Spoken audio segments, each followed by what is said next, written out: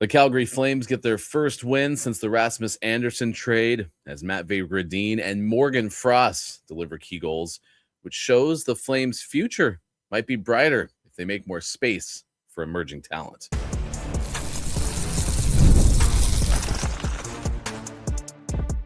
You're Locked On Flames, your daily podcast on the Calgary Flames. Part of the Locked On Podcast Network, your team every day. Hello and welcome to this edition of Locked On Flames, part of the Locked On Podcast Network, now the number one sports podcast network. Gridin gets the score against the Sharks. It says 20-somethings on our YouTube channel graphic. It's 19-year-old Matvei Gridin, as well as Morgan Frost and Joel Farabee. The 20-somethings shine out against the Sharks. Is there more room for the young guys on this Flames roster, especially post-Olympic break? We'll also preview Monday's game against the Toronto Maple Leafs and get you, as we do on every Monday edition of Locked On Flames, the official opponent jersey power rankings as we look at the teams Calgary played in the prior week and rate their aesthetics. My name is Ryan G. I am a longtime play-by-play broadcaster based in the Pacific Northwest, and so glad you could join us, as I've been a Flames fan for several decades, watching 40-plus Flames games a year ever since the 2004 Stanley Cup final, and Hall of Fame broadcaster Peter Marr was the soundtrack to my experience with the runner-up finish, the tough Game 7 loss, the Tampa Bay Lightning that year. A quick recap of San Jose and Calgary, but certainly what stands out is the fact that the youth movement, if you will, was part of the big win there. Calgary's first victory since the Rasmus Andersson trade, which in and of itself is noteworthy, but it's Calgary getting their first multi-goal game since the 4-2 win over the Islanders, except for the overtime matchup against the Ducks. So it hasn't happened a ton lately for the Calgary Flames, and they do so against a very talented San Jose Sharks squad, a group that is still competing for that playoff spot in the Western Conference. Calgary was solid against the Sharks, and they get the win at Scotiabank Saddledome. The 3-2 victory over San Jose, 42 shots for the Calgary Flames, an impressive performance for that group to get the win over San Jose. And the other thing that stood out too is Calgary found itself into 6 power play opportunities. And granted, you don't expect those to cash in at this point with the Calgary Flames season. Certainly wasn't as high of a clip as you'd expect. Just 1 out of 6 on those power play opportunities. But still, the fact that Calgary was in position to do that, and they get the first one of the game from Morgan Frost to put them in a 1-1 tie with the Sharks. Fairly impressive. 12th goal of the season for the Flames, as you had Morgan Frost get his 12th of the game. And the Gridin factor is real, because this shows how Calgary's solid drafts over the last couple of years are starting to potentially pay dividends. In fact, one of the things that concerns me is what Calgary has to do to kind of make space for a lot of these young forwards to work their way into positions. I mean, Gridin's a first-round pick from 2024. Zane Parekh, by the way, conditioning stint with the AHL Wranglers is over, so he's part of the NHL roster from now until the end of the 2025-26 season. But Gridin now has had a really solid start. He had 4 points over the course of his 11 games played. He's at a 10.5% shot percentage. And what stands out about that to me is he is among that top 6 in terms of shot percentage. When Matvei sends the puck toward the net, there's a good chance that it's going in. And there's so much of the game so far, granted it's a very small sample size, just 11 games, that looks NHL ready. You're going to need talent like this in this turnaround for the Calgary Flames. And I think a lot of Flames fans, myself included, seem excited about this particular piece of it. And when you start to kind of shuffle the deck around, let's say Nazem Kadri is traded and now Calgary has a vacant center spot and Morgan Frost continues to play. Michael Backlund continues to fill one of those spots. Justin Kirkland placed on waivers by the Calgary Flames. Let's say he's available again down the road with Calgary. Those are your centerpieces Cole Reschny is probably the player that Calgary is most excited about, being a true center prospect, having a pretty good year at North Dakota so far, eventually getting into the NHL lineup. But there's so much of the NCAA experience so far that seems to be new. There's no telling if Calgary is going to have Reschny coming up in 2026-27. It seems likely. Cullen Potter already announced that he's going back to Arizona State. Granted, he had a season-ending injury, which might be part of the reason that the Calgary other first-round pick from last year's draft may not be moving himself into his professional career. But let's say Reschny's there, you still have other pieces that you have to try to figure out how to find space for, because Reschny might take a spot on that third or fourth line. Who else is going to fill out that center position? Are you going to try to find a way to use William Stromgren or Samuel Honzek in a way that shifts one of the other wingers into a center position? Is Igor Sharangovich going to play that kind of spot? I'm curious what Calgary's plan is long term. Blake Coleman coming back right now out of the lineup. In this hypothesis I'm throwing at you, Nazem Kadri is traded. Some of the latest rumors include the names like the Montreal Canadiens. What happens with this Calgary lineup in the forward spots? Zane Parekh even being back on the NHL roster. That means you have to make space for him and move someone from the Kuznetsov-Uyghur line. Doubt it. Ball, Whitecloud. One of the ways that I see that possibly happening is if you reallocate the asset that was the return from the Rasmus Andersson trade and move Whitecloud. There is a scenario that's being floated around that would include Kadri and Whitecloud potentially being traded together. So far, Calgary has reaped the benefits of a lot of the fan favorite and positive aspects of Zach Whitecloud. And since he's left Vegas, the Golden Knights have won one game. That may not be Whitecloud exclusive, might be growing pains bringing a quality defenseman like Rasmus Andersson into the fold. Joel Hanley, Hunter Brustevich, they're also paired up. They've played well. Hunter has been doing pretty well as well at the NHL level, but I should note one other thought. Since Wednesday against the Oilers is the last game before the Olympic break, that Ryan Pike of Flames Nation does mention that their expectation is that Gridin and Brustevich will end up joining the Wranglers, and they will have a chance to play some more during the Olympic break, because Calgary's Wranglers squad has 4 different games before the NHL teams are allowed to start practicing again, coming up on February 17th. So that's something worth noting too, that Brustevich is likely going to have more time with the Wranglers because of the way just the calendar wraps up. But Parekh can only be on the NHL roster going forward, and that's a big deal. So I'm curious what you think. If Nazem Kadri is the piece that gets moved first and no other moves are made, where do you see the young players fitting with this Calgary roster? Some of those top picks, I mean, even right now, Ethan Wietenbach is being celebrated, the 5th round pick for Calgary in this latest draft, because he's leading the NCAA in goals. There are opportunities that Calgary maybe even didn't expect with the growth of some of the younger players, let alone whoever they bring in the 2026 NHL entry draft. I'm curious your thoughts. Let us know in the YouTube comments on who you think the lineup might look like, what the lineup might look like coming up in the upcoming season. 2 more games till the Olympic break. It starts on Monday against Toronto. The Maple Leafs are in town. We'll take a look at that preview when we return on this edition of Locked On Flames. There's nothing like being in an NBA arena. The crowd, the energy, the moment. Getting tickets, though, that part hasn't always been so simple. That's why Game Time has become the go-to app for scoring tickets fast without the hassle. Puts the advantage back where it belongs, with the fans. Best part about the Game Time app, pull it up, pick up an upcoming NBA game on the screen, and you can get your tickets within minutes. I had this experience, not to an NBA game recently, but I was in Los Angeles and decided, oh, the Trojans football game is happening tonight. I can go watch that. They're taking on Michigan. That's pretty cool. So I go to Los Angeles Memorial Coliseum. I get down there, want to make sure I was in the area before I bought a ticket. Bam, pulled up the Game Time app. All of the all-in pricing is right there up front. There's no surprise fees. And I was able to see the view from my seat before I bought it.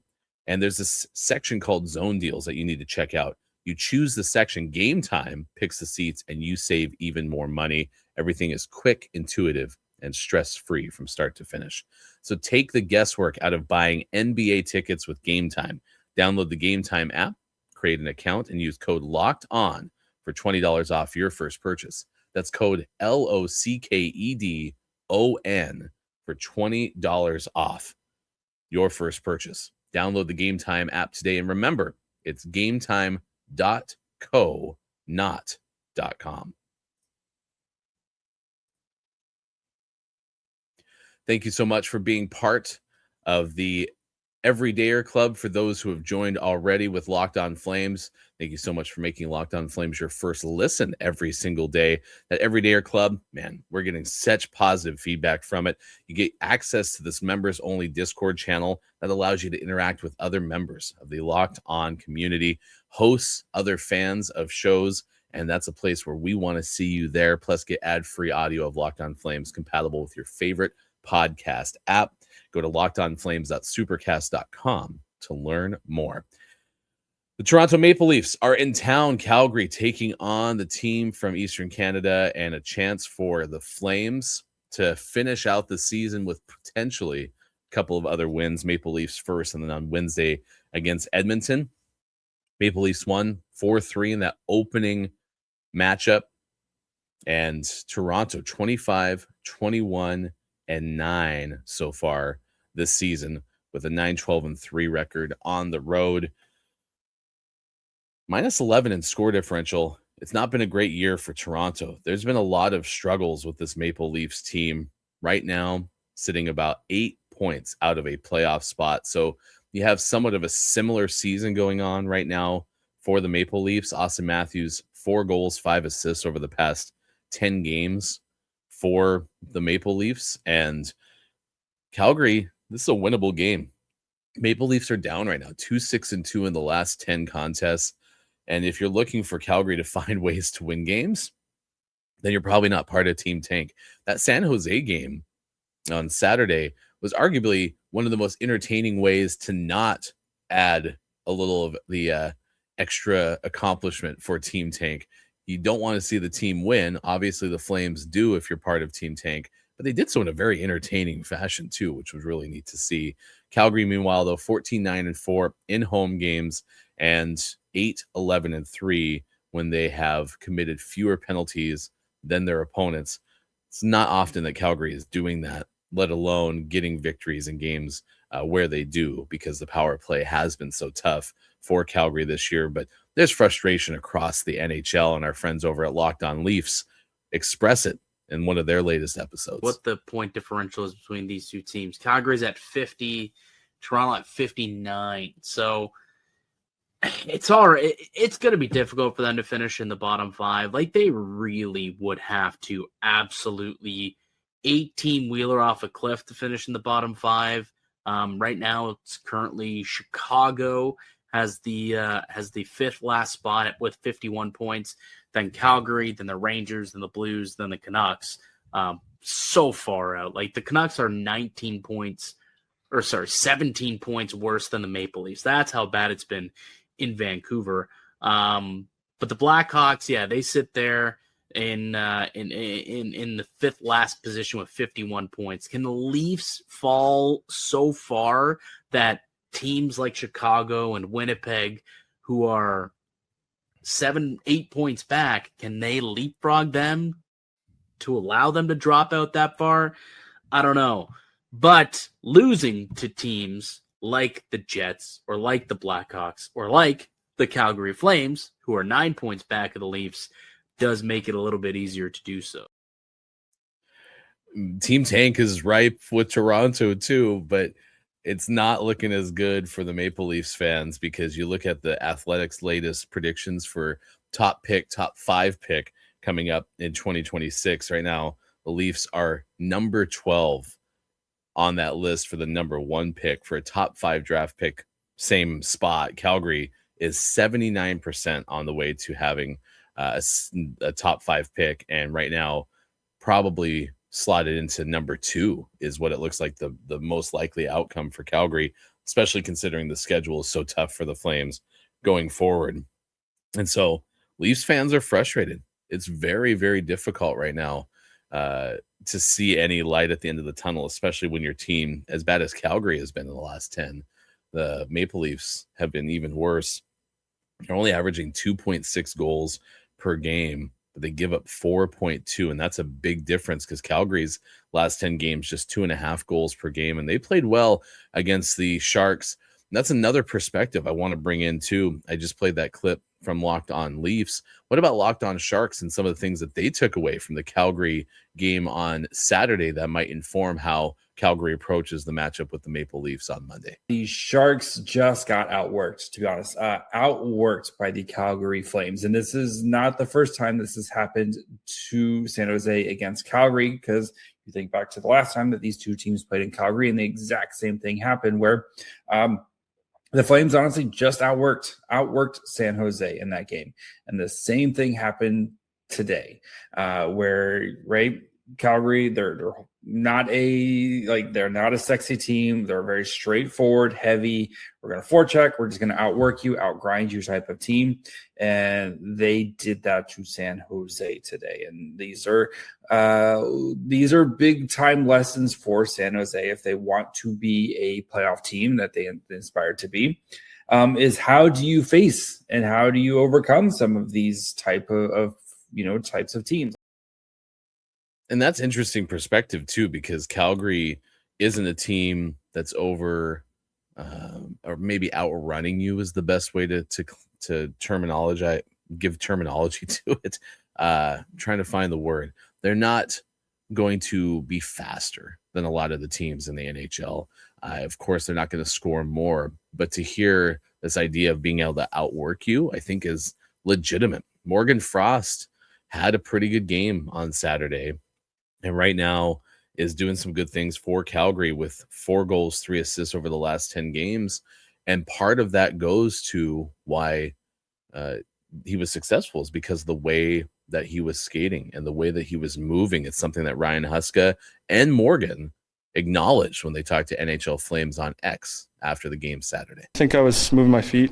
It's something that gets talked to me about every day pretty much. And I think I did a good job tonight. And first period was pretty good, and then kind of just built confidence from there. And I think when I'm feeling confident in my game out there, that's when I can, start to be a little more creative and do some of the things that I know I can. So just felt good throughout the whole 60 minutes. When it was 4-on-4 with 8 seconds left there, Morgan went out and took that draw and won it. So if we don't get that draw, pretty good chance we're staying in our zone and they're starting their power play there.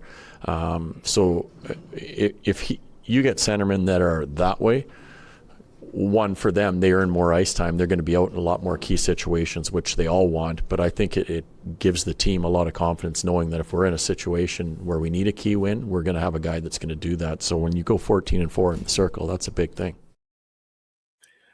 Look how happy Ryan Huska. Listen to how happy Ryan Huska was with Morgan Frost in that game, and it just is more evidence of the potential that Calgary has, especially after adding more draft picks coming up. I think the most curious piece of this puzzle still is where is the team with the veterans that they decide to retain coming out of that? Is Mackenzie Weegar enough to have on that team? Is Kevin Ball in a position? It's tough to kind of consider certain players in this Flames are on this Flames roster as quote unquote veterans. I mean, if I'm giving Morgan Frost and Joel Farabee as the 20-something designation and a group of guys who's not necessarily that leadership veteran status, and I certainly can't give Kevin Ball that because he's still in that same age bracket. Maybe that's where you keep someone like Zach Whitecloud, who's 4 years older than Kevin Ball. Could definitely be a situation. Mackenzie Weegar seems like the likely leader that keeps going forward, although his name has been mentioned as well in trade rumors. And if you're going to go full rebuild, that's what a lot of Flames fans continue to vote for when we throw those polls up on our YouTube page, and the discussion that we have in the comments is go full rebuild and don't worry about keeping anyone over to mentor or anything like that. It's just stockpiling the picks to be able to bring in more and more talent so that that team is able to cash in a year or two after Scotia Place is open for business. That seems to be the philosophy, and just hoping that you hit some accelerators along the way. I'd love to see Uyghur stay in a Flames uniform. I'm still a huge advocate of keeping Blake Coleman. I could also see Coleman coming back from injury and being so impactful in those first few games post-Olympic break that maybe it makes sense to find a place for him, because he could definitely be a game changer for a team that's trying to win a Stanley Cup, having all that experience prior. So I'm not going to be surprised if Coleman is dealt, but certainly if I go into 2026-27 and see Coleman on the roster, I'm going to feel pretty good, with the idea too that he also will be available for a trade coming up next season if that ends up being something that Calgary needs to do. What are your thoughts going into the Toronto game on Monday? Please let us know in the YouTube comments. We'd love to hear from you as we go into the official opponent jersey power rankings. Just 2 teams to rate: the Minnesota Wild and the San Jose Sharks road uniform. So we've already looked at the Sharks alternative jerseys. We'll rate the opponent's aesthetics when we come back on this edition of Locked On Flames.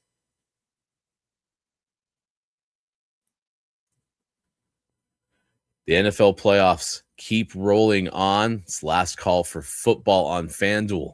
One final Sunday, one last kickoff, the final chance to get into the action before the NFL season officially comes to a close. This is Super Bowl 60, and FanDuel is making sure that you're right in the middle of it with a special offer just in time for the biggest game of the year. Whether you're backing the favorite, riding the underdog, or building one last same game parlay, this is the game everyone's waiting for. This is the prediction that churns into plays, stats that turn into storylines, with every snap feeling bigger. It's the perfect way to cap off the season and make the Super Bowl even more exciting from kickoff to final whistle. If you're a new customer, bet just $5 and get $200 in bonus bets if you win. Make it count, because after the Super Bowl, the season is over. Last call for football on FanDuel, an official sports book partner of Super Bowl 60. Visit FanDuel.com to get started. Coming up on Tuesday's edition of Locked On Flames, we'll look back at the Toronto-Calgary game from Scotiabank Saddledome. And is ethical tanking necessary? How do you openly root for your team to lose? How do you come to grips with that? Let me know what works for you, because I've always had a very difficult time doing that, but I'm listening to Flames fans who want to see Calgary get one of those top 5 talents that we've seen have such an impact in games against the Calgary Flames. Let me know how you rationalize it, because I'd be curious why that's something that comes easily to you, especially after having Flames teams not be as horrific as some of these other teams that have gone through rebuilds and now are feeling the impact of that, having the benefit of it. But at the same time, they had to go through some really tough times. And Calgary has never had to really endure really tough times, but certainly had some mediocre moments. I will acknowledge that for sure. Calgary last week took on 2 teams. We had the Ducks going into the week, but we do this show Monday through Friday. And so we had the Anaheim Ducks look on the Calgary Scotiabank Saddledome ice as part of our official opponent jersey power rankings last week. So we start with the Minnesota Wild. They were the first team that Calgary played in one of the rare road games that Calgary's had since mid-January. I absolutely advocate to say that green on the Wild home set is one of the best looking greens that's in all of sports. It's kind of an evergreen. And while I don't necessarily love a middle section of the uniform being kind of like a bar around the mid chest, right around the stomach area, just above the belly button, this one works. It's a good looking uniform. The accents on the sleeves, where they have the same kind of band that runs through the middle of the jersey and the same kind of cream color. It's not gray. It's definitely kind of an off dirty white. They have a little red stripe that's right above the band on the side. It looks really solid. The tops on the shoulders have an alternative logo that's kind of a stylized M. The only thing that I would change about this look is maybe get rid of that alternative logo and just go TV numbers up on the shoulders instead of kind of having it lower toward the band. But I do prefer to have the TV numbers there too. I don't really have a lot of complaints about this look. I think it's the uniqueness of that color that stands out. The logo for the Wild is fine. It's not awful. It's not bad. It's not great. It's not good. I think the most difficult part with Minnesota has been the fact that they used to have such a wonderful look with those Minnesota North Stars jerseys, and they had to revamp when they got the Wild after Dallas picked up the North Stars. So all in all, I'm going to give this look. This is going to be an A- for me. I really liked the way this one looks, especially up close.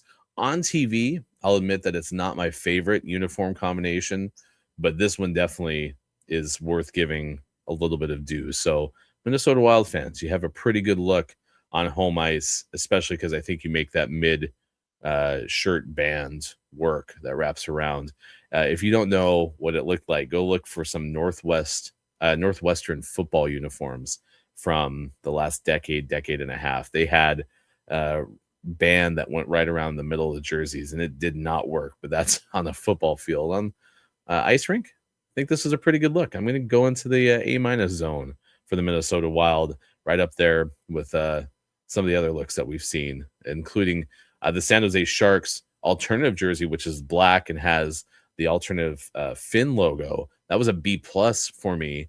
On Saturday, San Jose wore their road unis, and these are also really well balanced. The nice thing about San Jose is they don't overdo it with the teal. Granted, they wear these with the teal pants, but when you look at just the top and trying to see how this one settles in on our rankings, it's really, really solid. Again, the bands on the sleeves also match the band around the lower waist, so there's symmetry there. That's pretty cool. The Sharks logo, their standard logo, is fine. I definitely think it has that dated feel to it. It's not something that's going into the classic realm, right? I don't love it, but I don't hate it. Jersey numbers look good. They also have a similar thing going on as the Wild, where they have the TV numbers kind of lower down because they have the Shark alternative logo up on the shoulders. Don't necessarily think I need both of those, but it fits a little bit better, cleaner than that Wild uniform does, because the M alternative logo kind of stretches too far down toward the numbers, almost feels a little bit too crowded.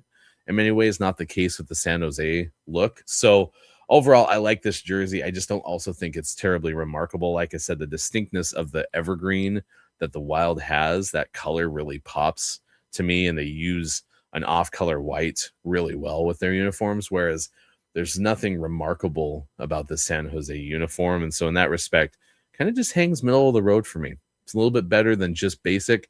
I'm going to go with a C+ on the San Jose Sharks look, but let me know what you think. Vote in our poll that we put on our YouTube page, Minnesota Wild and the San Jose Shark, which is your favorite look from the 2 games that the Calgary Flames played over the last week. And that means next Monday, we're only going to have 2 more looks, and that's going to be the road sets for both the Toronto Maple Leafs and the Edmonton Oilers. So get ready for that. That's coming up on Monday's edition of Locked On Flames. Coming up tomorrow, we'll talk more about the Toronto and Calgary matchup and ethical tanking. How do you justify seeing your team end up getting a really bad season logged in the books? Is it only the appeal of that top 5 draft talent that allows you to want to see your team lose as many games as possible? I'm interested to see how you justify it, because that's something that's always been really difficult for me. I invite you to subscribe and follow Locked On Flames so you can get all of your latest episodes. And if you never miss an episode, how about checking out the Everydayer Club? It is available for you, where you can get Locked On Flames ad-free on an audio feed plus members-only Discord. Please go to lockedonflames.supercast.com to join us there. For those of you on video, stick around. We're going to send you over to the first ever 24/7 National Locked On Podcast Network YouTube channel. For those joining us on audio, please make your second listen NHL Game Night on Locked On NHL. My name is Ryan G. Thanks for having fun with us. We'll see you again on Tuesday for more Locked On Flames.